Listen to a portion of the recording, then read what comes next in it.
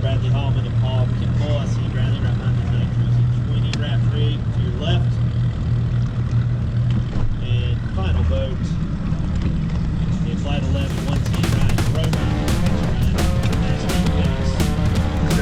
You with the Yamaha. Once well, Ron Young and Ron Tipton. I got you, Ron. How about that Ranger straight off your bow?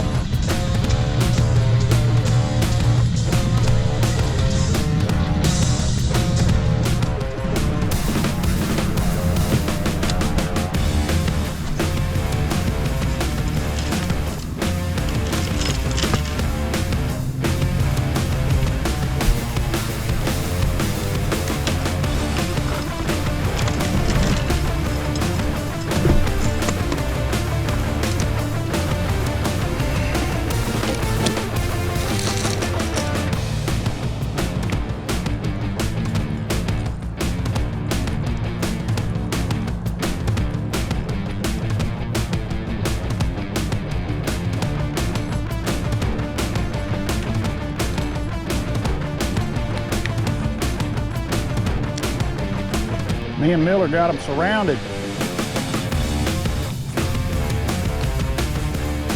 Miller's got one.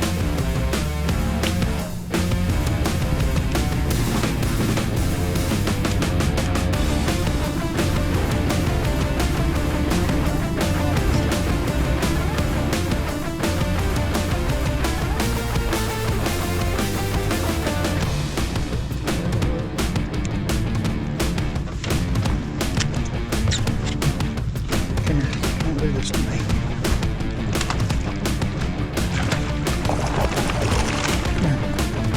Get in this boat.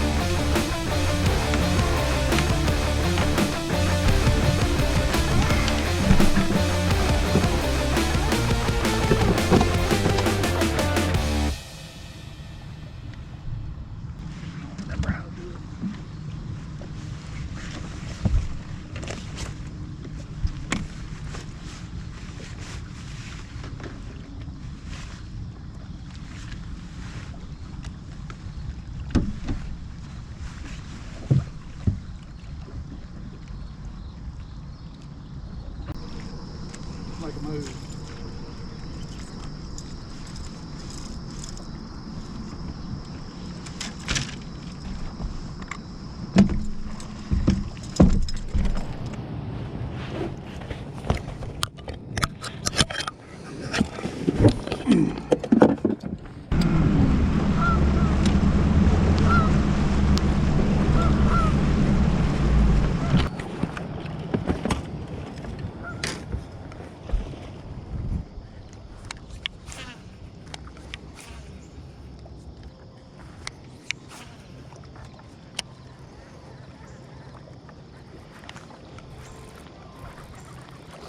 Stay hooked up. Stay hooked up. I lost 3 or 4 yesterday. It was hard. Hard on me.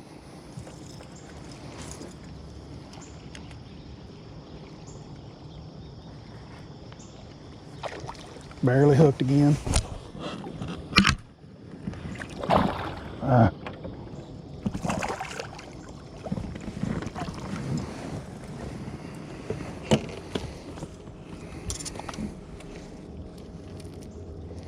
Barely hooked again.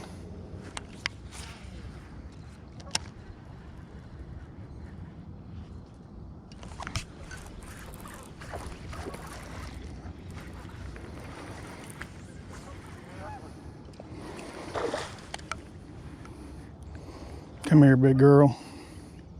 You're the kind I need. Stay hooked up.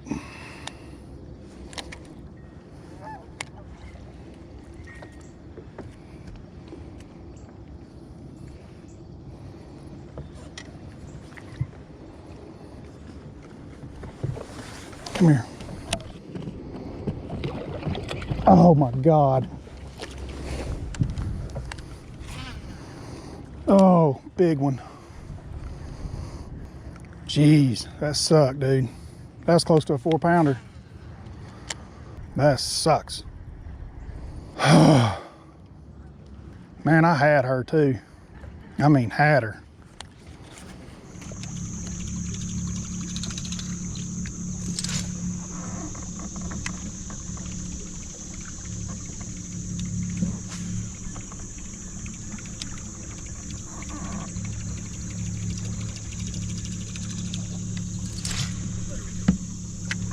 Got one?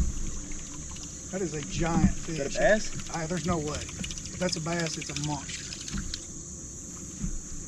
Snakehead. Something. It's not a bass. Look at the size of that sucker. That's the biggest snakehead I've ever seen. They got teeth? Yeah. Yeah.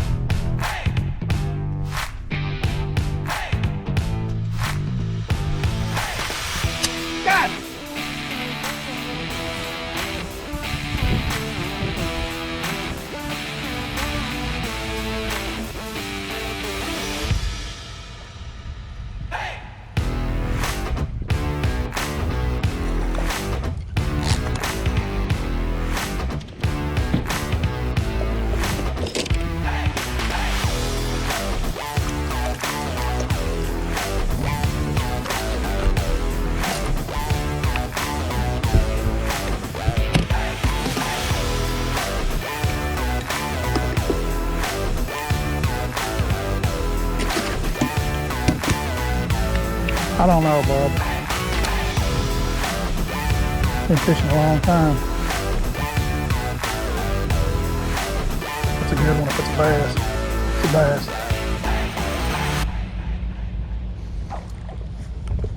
Stay hooked up.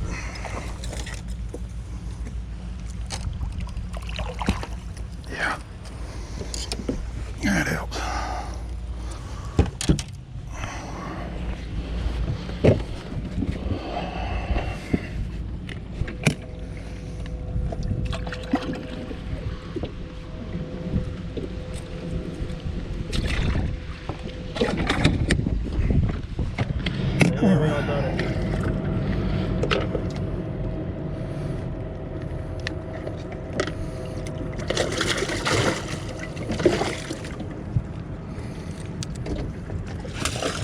Pig number one.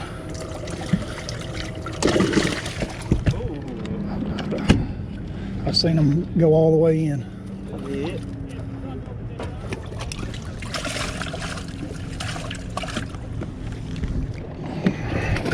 They see daylight and they're gone.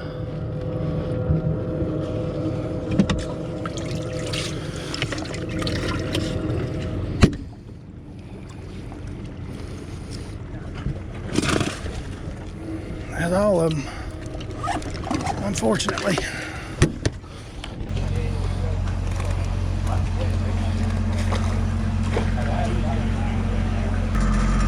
Bradley Hallman, come on up. 8-2 yesterday. 4 more today. We're about ready to head west. It's a grind, son. It's a grind. They got them back there, though. Seen some guys with some bags, yeah. Okay.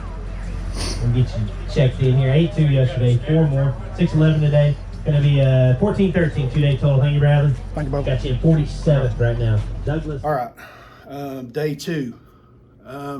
Like I said, I was really looking forward to getting into this because I felt like I left some stuff on the table on day 1. And but I know that this pond's going to be even more stingy than it was on the first day, just because we've caught some of those fish. But I've got another tide coming in. This is a full moon high tide, which is really what I want to push some of these fish up shallow on top of some of this rock and stuff that I'm fishing. I'm going to focus more with the crankbait today, less on the wood, and really just spend my time with 3 or 4 crankbaits locked in my hand, trying to generate bites. And start off the morning and catch one, and I'm like, all right, this is going to work. The problem ends up being is that while I generated a couple of bites, they're a little bit smaller. They're not that 2-pound average fish, or a little better than what I had the day before. I have a heartbreaker on day 2. I hook a really, really nice fish, probably the biggest fish that I had on the entire time I was there, including all the practice. This fish is over 4 pounds, it's in that 4-pound class. I hook it, it jumps. I'm sure it's on the video. You guys can see it. I've got this fish coming right to me. Like, I've already sat down, I've already slapped the water a couple times. I really think in my mind, I'm already doing the math. I've got, 6 pounds, 7 pounds with this fish in the boat. And I'm already adding to my day. And when this fish comes unbuttoned, it's a heartbreaker. I've put it out of my mind, and I go back to fishing the best I can, but I know that there's no replacing that fish. Even if I get fortunate enough to get another good bite that day, there's no replacing that one. They're just too hard to come by. Like I said, guys, it was the best fish that I had seen in 5 or 6 days of being up there on the Chesapeake. So that was a quality fish. Unfortunate, unlucky. I lost another fish earlier in the year. If you guys watch a lot of my stuff, I lost a fish the same way, same size class, on the James River, another tidal river system on the East Coast. And I like to land fish out of that console. It puts my rod in my left hand, and my right hand's able to go down and belly lip that fish, or lip it, or whatever. However she comes to me, I'm able to manage that with my right hand, me being right-handed. But I'm concerned about how quick I'm going to that seat. I'm thinking about both those fish, and maybe I'm going to that seat too quick. And the reason that I say this is that what I notice once I'm down there is that really changes the angle from the tip of the rod down to the fish. Because, when I'm standing up and I'm on the front deck, I've got this really vertical stance and pull on that bait. Whereas when you sit down, it becomes very horizontal, with the rod tip to that bait. And when that fish is changing directions and going the other way is when I've popped both those fish loose. Now, like I said, I'm using a very small crankbait. It's only got size 6 hooks on it. They're not very big trebles.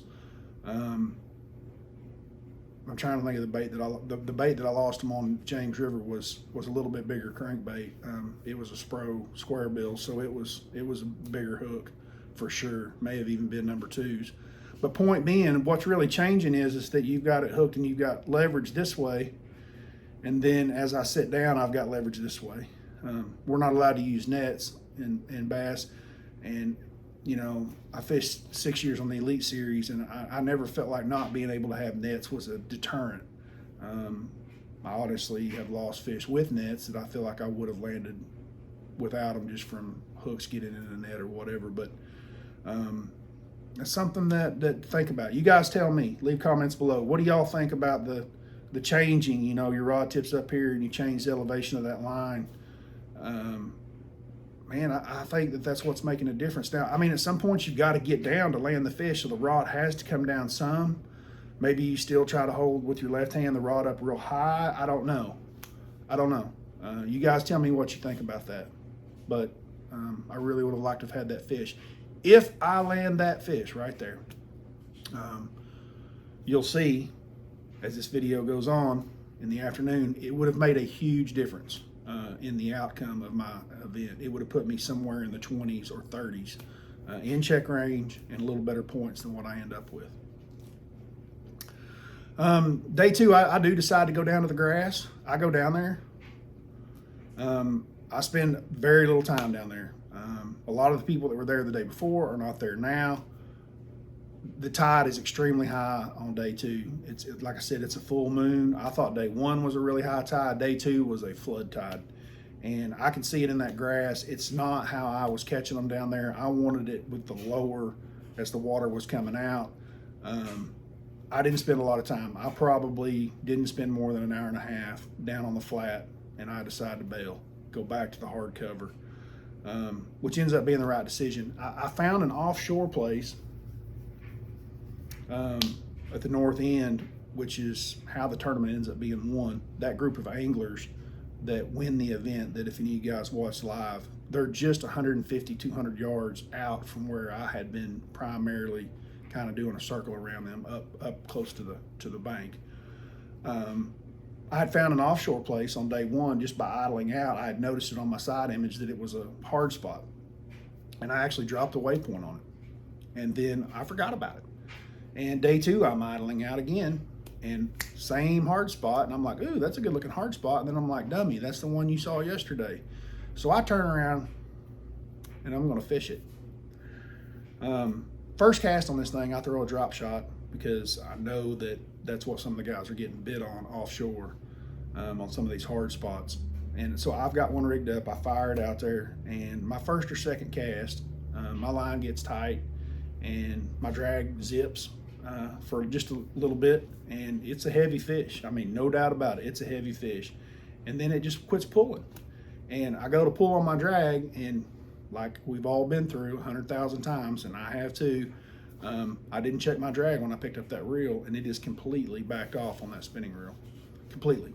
And boat rides will do that. You know, that rod's been riding around on the deck for 2 days now through quite a bit of waves and rough water and going fast, and those drags will back off. And you have to be in the habit of picking up a rod and checking the drag every time you pick a rod up.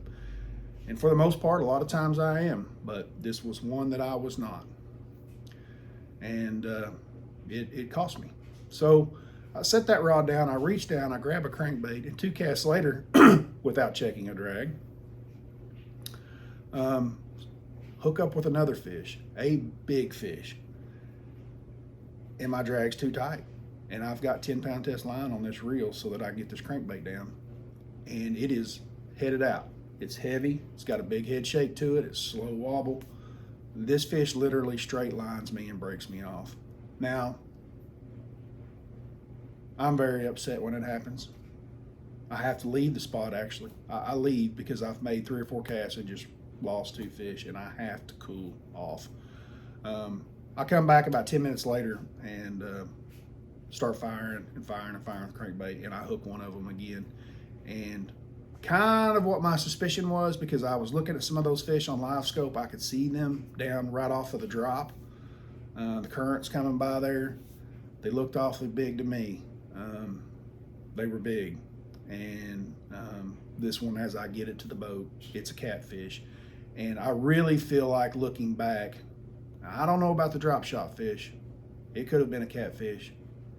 But I really feel like that one that broke me off on a crankbait probably was. For something to pull on a straight pull and break you like that without some movement to the surface, which that fish did not have, it probably was not a bass. And I continued to fish the spot for quite some time after that, maybe 30 more minutes, and I don't get any bites. So in my mind, at some point, there's bass on this place. I mean, it is a good looking spot. There is no doubt about it. It's exactly what you're looking for on an offshore deal.